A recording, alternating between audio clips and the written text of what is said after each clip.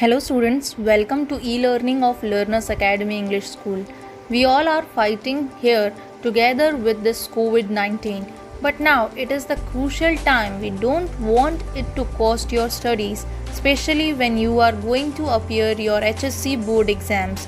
So students, I hope that we are going to fight with this together and will not stop learning and come out with flying colors. Today we are going to start economics subject of class 12th Gujarat board. Chapter 1 is graphs in economics.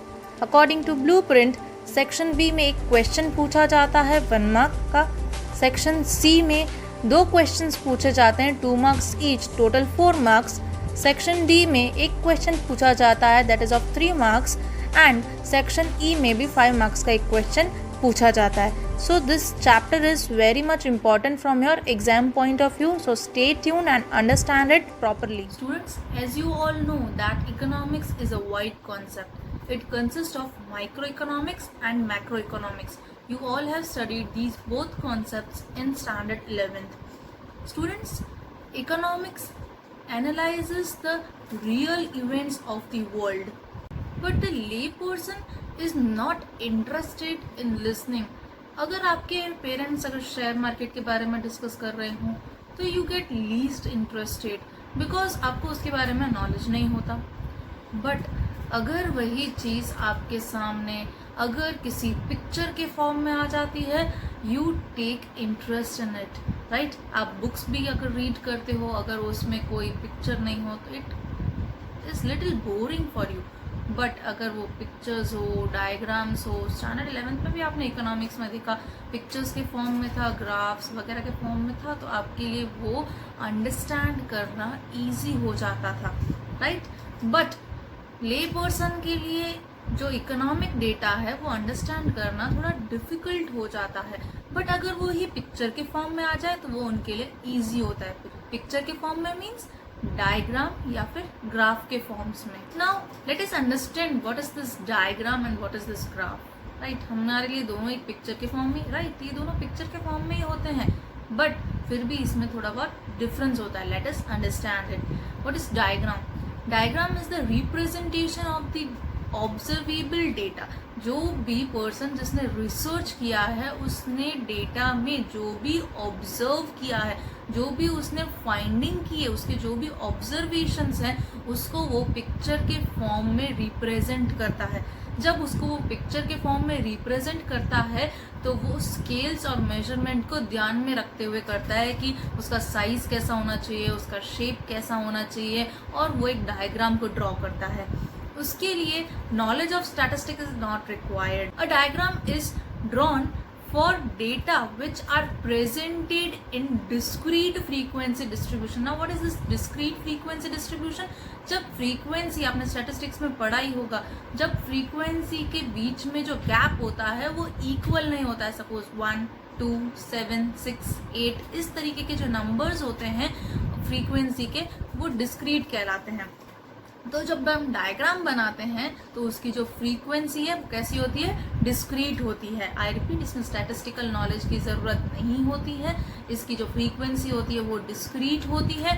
और diagram is drawn which is self explanatory. इसमें आपको दूसरे किसी की help की ज़रूरत नहीं होती है बिकॉज इसमें स्टैटिस्टिकल टूल्स यूज़ नहीं होते हैं. इसके लिए कोई भी ले पर्सन, कोई भी कॉमन पर्सन उसको ईजिली समझ सकता है, उसको देख के वो ईजिली समझ सकता है. ये सेल्फ एक्सप्लेनेटरी होता है and person do not require detailed knowledge of statistical tools. This is used by advertising company. इसको कौन कौन यूज़ करता है? तो एडवर्टाइजिंग कंपनी इसे यूज़ करती है लोगों को बताने के लिए कि हमारा प्रोडक्ट है वो इतना ज़्यादा चल रहा है, पिछले टाइम से लेके अब तक इतने लोग इसे यूज़ कर रहे हैं, इसके कंपेयर में ये इतना नेचुरल है. तो डायग्राम को ड्रॉ करके वो लोगों तक पहुँचते हैं. अभी कोविड-19 के टाइम पे भी आपने देखा कि लोगों में अवेयरनेस फैलाने के लिए लोगों को डायग्राम के थ्रू पिक्चर फॉर्म में दिखाया जाता था, ठीक है. देन उसके बाद आपने ये भी देखा होगा कि नंबर्स आपको दिखाते हैं कि इतने नंबर्स बढ़ते ही जा रहे हैं, दूसरे देश के कंपेयर में हम इतने पीछे हैं या इतने आगे हैं, इतनी डेथ हुई या फिर इतने रिकवरी रेट ये है. तो ये सब पिक्चर के फॉर्म में आपको एक्सप्लेन किया जाता था. सोशल अवेयरनेस के फॉर्म में तो एडवर्टाइजिंग के लिए इसको यूज़ किया जाता है. Now what is graph?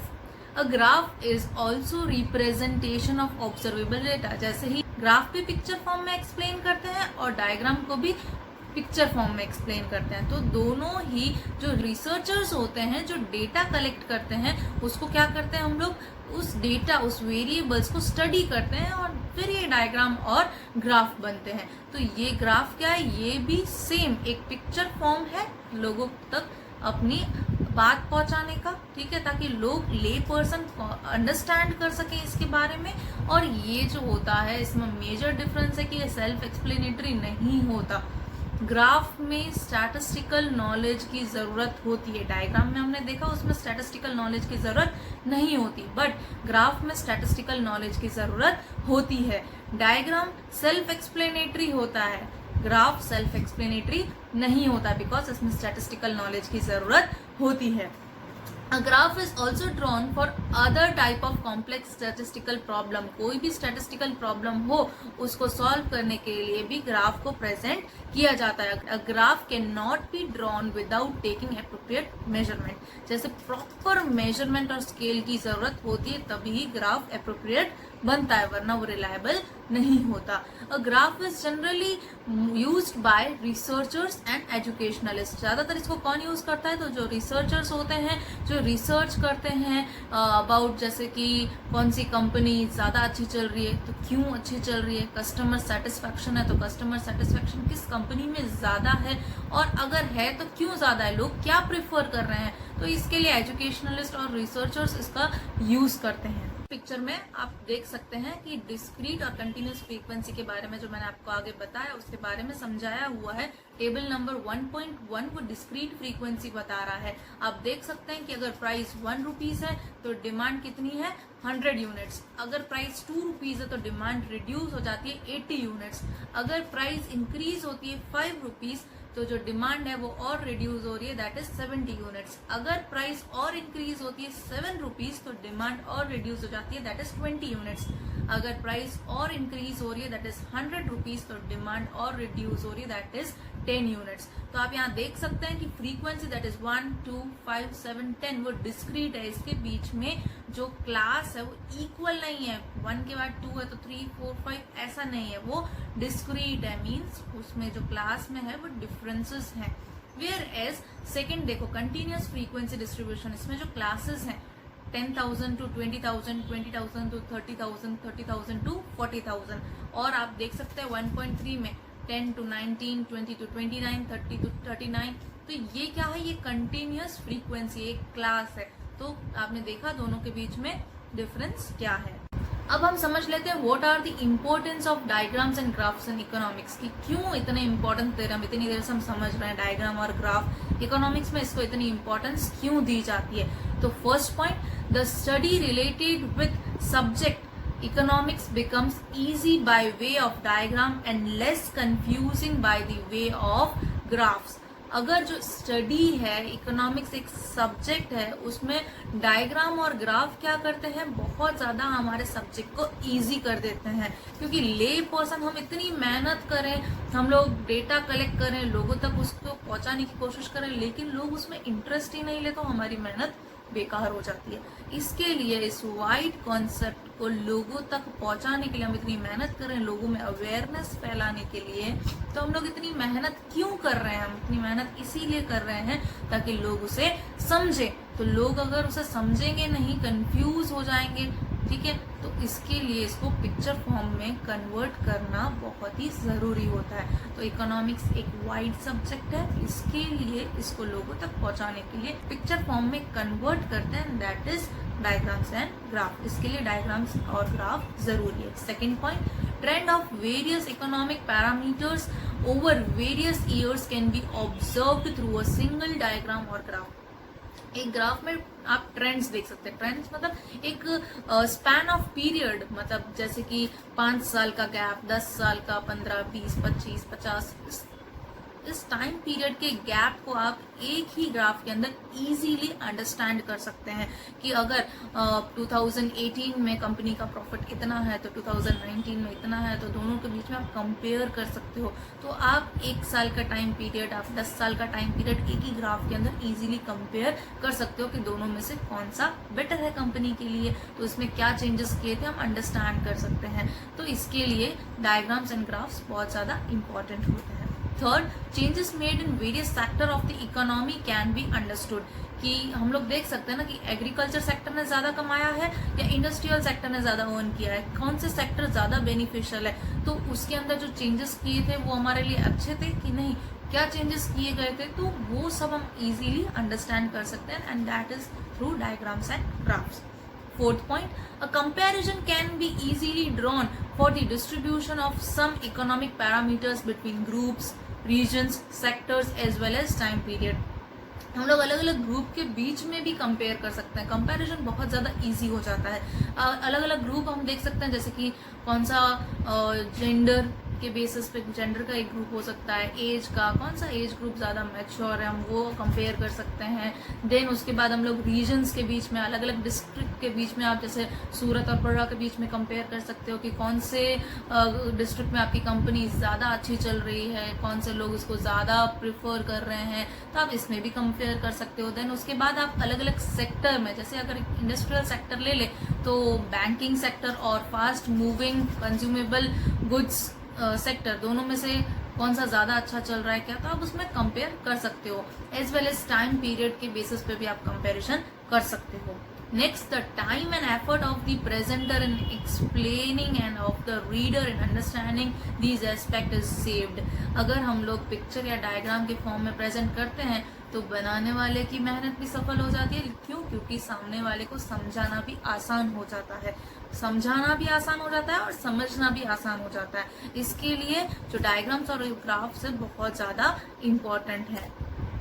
Now let us understand aspects to be consider while drawing a diagram and graph. हम लोग बोल तो रहे हैं कि बहुत ज़्यादा इजी कर देता है वर्क को, लोगों को समझा सकते हैं हम इजीली, बट इसको बनाते समय बहुत सारी चीज़ें ध्यान में रखनी पड़ती है। तो यहाँ पे 6 पॉइंट्स एक्सप्लेन की गई है जो कि हमें समझनी ज़रूरी है। सबसे फर्स्ट पॉइंट है choice of type of diagram और ग्राफ एंड देयर प्रेजेंटेशन, कि जब भी हम डायग्राम या पिक्चर के फॉर्म में ग्राफ बनाते हैं, डायग्राम बनाते हैं, तो जो भी हम डायग्राम सिलेक्ट करते हैं, हम बार डायग्राम सिलेक्ट कर रहे हैं, हम पाई चार्ट सिलेक्ट कर रहे हैं, तो जो भी हम डायग्राम सिलेक्ट कर रहे हैं वो एक्यूरेटली उस डेटा में फिट हो रहा है, वो डेटा उसी के लिए है कि नहीं, वो हमें चूज करना है कि एक्यूरेट डेटा को एक्यूरेट डायग्राम में प्रेजेंट करना है।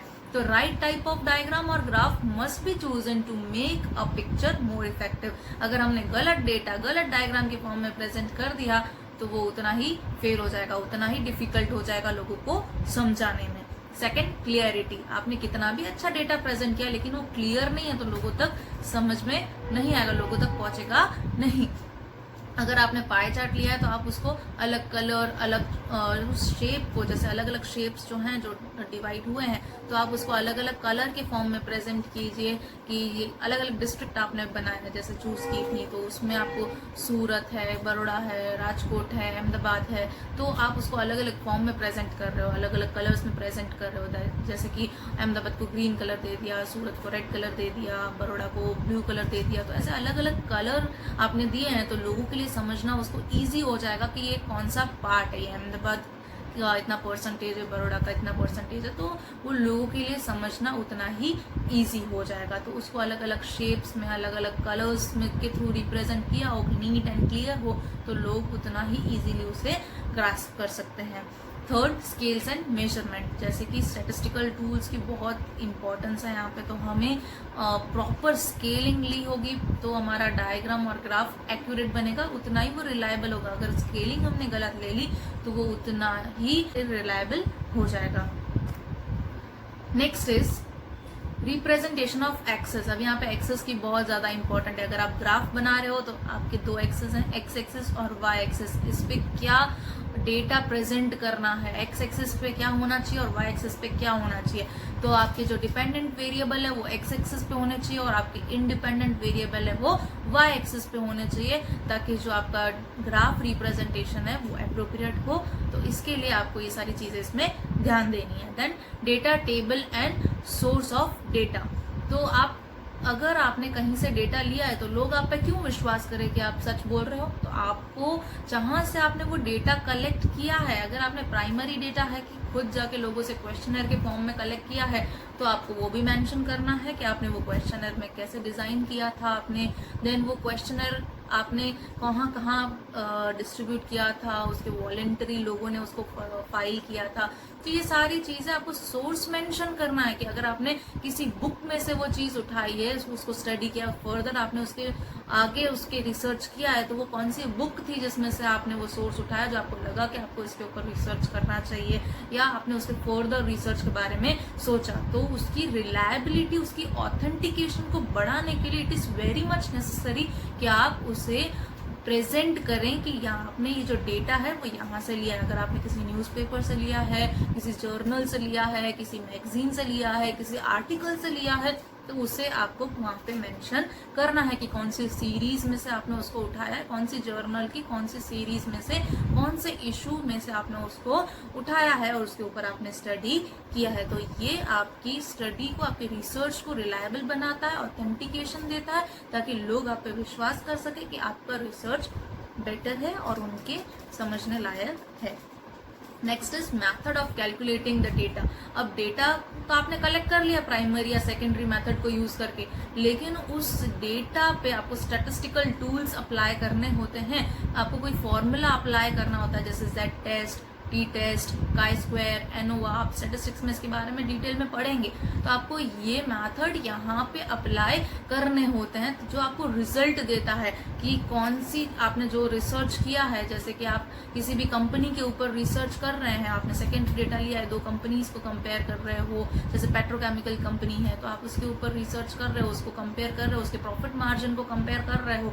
तो अगर आपने उसमें कोई डेटा लिया है तो आपको उसके ऊपर स्टैटिस्टिकल टूल्स लगाने के, कितना परसेंट बेटर है, कितना परसेंट ज्यादा प्रॉफिट कमा है, तो स्टैटिस्टिकल टूल्स आप अप्लाई कर रहे हो। तो आप उस पर अगर कोई भी फॉर्मूला अप्लाई कर रहे हो तो जरूरी नहीं है, जैसे आप रेशियो एनालाइजिंग कर रहे हो तो इट्स नॉट नेसेसरी कि फॉर्मूला आप डेवलप करो, आप बने हुए फॉर्मूला को इसमें यूज कर सकते हो, स्टैटिस्टिकल फॉर्मूलाज को आप इसमें यूज कर सकते हो, जैसे कि आपने सीखा ना मीन, मीडियन, मोड। तो ये सारे स्टैटिस्टिकल फॉर्मूलाज हैं जो आप यहाँ पे रिसर्च पे अप्लाई करते हो, जो आपके रिजल्ट को और ज्यादा एक्यूरेट बनाता है, जो आप भी अच्छे से अंडरस्टैंड कर सकते हो और लोगों को बहुत अच्छे से समझा भी सकते हैं उसको यूज करके। और आपने वो फॉर्मूलाज यूज किया होता है तो वो मेथड आपकी रिसर्च को ज्यादा रिलायबल बनाता है। So students, here we end this today's session and I hope that the concept was descriptive enough and you all understood it clearly. So stay tuned, stay healthy. Thank you.